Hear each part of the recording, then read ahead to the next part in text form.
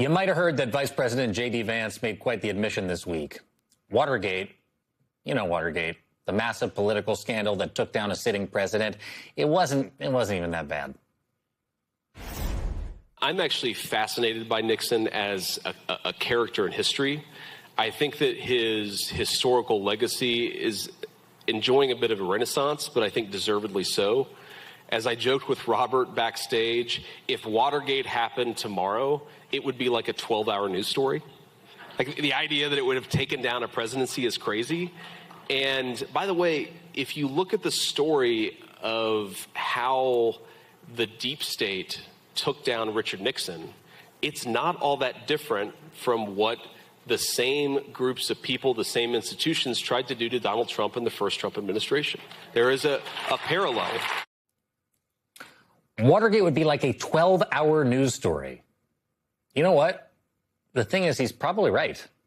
Compared to the lies and scandal and corruption that we have endured under the Trump administration, Watergate would be child's play to this White House. And the vice president, he all but admitted that. Vance probably is not fazed by Nixon's conduct, lying to the American people and hush money being sent around and using and abusing executive privilege, because this administration does it on the daily. And complaining that the deep state took down Richard Nixon, not constitutional safeguards, is also really telling. Maybe the vice president needs a constitutional refresher, perhaps a civics lesson. You know what? It wouldn't be the first time.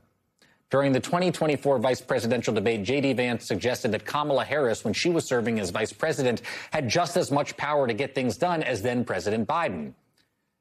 Constitutionally, that is not how the vice presidency works. And after the debate, I spoke with Oakland University student Marcus Johnson, who gave Vance a schooling on why he was oh so wrong. You said to me, I've been to high school civics class. Why did you say that? Because if anybody took high school civics class, they'd know what the vice president can do and what the vice president can do. I want to make a quick point. Neither candidate on that stage talked about what executive action they're going to take on day one to do what they want, nor were they asked, because they know that they can't. That's not how the vice presidency works. You don't get to do what you want. You do what the president delegates you to do.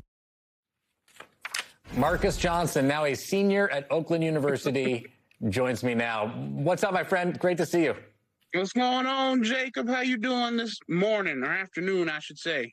I'm doing great. Now, we still got 10 minutes to go in the morning here on the East Coast. Marcus, I have to say thank you to you because you made me virally famous, so I owe you one for that. Ditto. Before we get to everything else, catch us up on how it's been going. What have you been doing since we met at that vice presidential debate in 2024?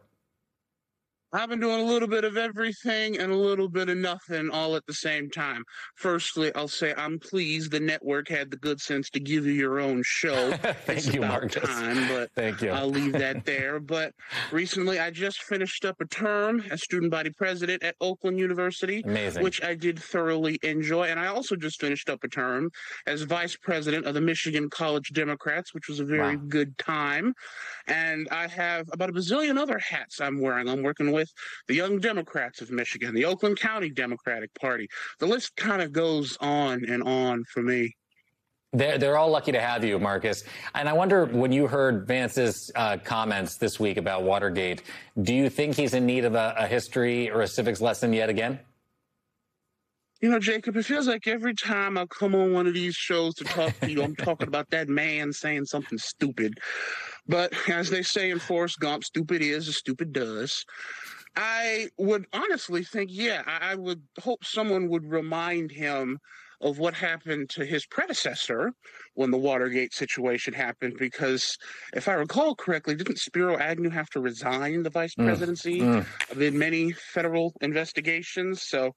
But I was actually talking to a good friend of mine about this yesterday, and we felt that the reason he's probably not wrong is because the administration probably breaks more laws than they can count on a daily basis, that it's probably true. They could break the law in an egregious way, and by the next day, day, they'd probably do something more stupid that we'd have to pay attention to and forget about it within 12 hours. So maybe he's right. It's crazy to think that it's been almost 2 years since I met you for the first time during that debate, and the president has been back in office for now, I think it's almost a year and a half. Is this presidency what you expected it to be when we were together at Oakland University after the vice presidential debate? It is and it isn't, in the sense that I knew it was going to be crazy. I didn't know it was going to be this crazy.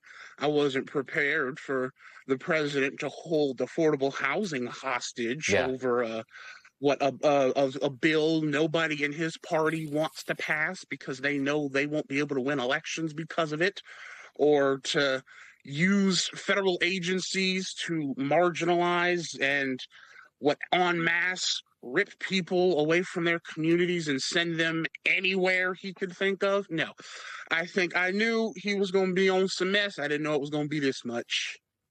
You mentioned, Marcus, that you have served a term as student body president, and one of the issues that you worked on, my understanding, is affordability. And that's also, we've been talking about it all hours, a top issue that face people all across the nation right now, particularly where you are in Michigan as well. What do you make of the current affordability crisis? What do you see as our path out of it? We could use some of your wisdom here.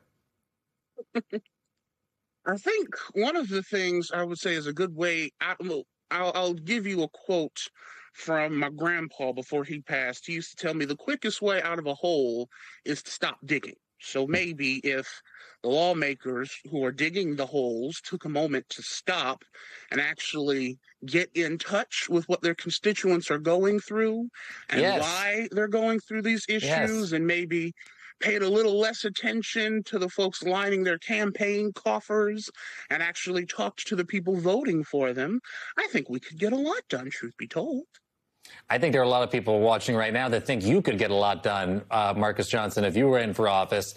What are your latest thoughts about running? I say that if the government just did what I think it should do, we would all be much more peaceful and happy people. But, people don't like to think the way that I do, and it's fine. But I've also been told, and this one I will quote my mom. Yes, Mom, I'm quoting you. If you want something done right, you got to do it yourself. So I might have to, for the sake of everyone. I will take that on. It looks, Marcus, like you're on summer break, and it looks beautiful there in Michigan this morning. Oh, yeah, it's beautiful outside. I could not come enjoy the beautiful weather when I came to see you. I said, it's going to be sunny. Let me holler at him from outside. Have you given thought, Marcus? I know you're a very good politician. You have deflected the question already once, but have you given thought, once you go back to school and once you graduate next year, what you're going to do next? Have I given thought to it? Yes. Have I decided? No, which is why I've deflected the question so far. But I have a feeling, knowing who I am and the people in my life, that the political life is one I will inevitably be a part of. A, because I'll want to, and B, because I won't have much of a choice. If I know my people, one of them is going to tell me, either you sign up to run for this thing or I'm going to sign you up. But it's going to happen. So, well, yeah, Marcus Johnson, I know where you will be announcing it. It will be right here on Connect with Jacob Soboroff, Saturday and Sunday, 10 o'clock Eastern. Okay, good. That's a deal. You heard it here first, guys. Before, and I'm going to tell you to just find me a quick slot, and I'll jump on and let you know. You consider yourself booked. Marcus Johnson, senior at Oakland University in Michigan. It's so great to see you. Thanks for being here. It's great to see you too, Jacob, and y'all have yourselves a wonderful day. Okay, pleasure reconnecting with you.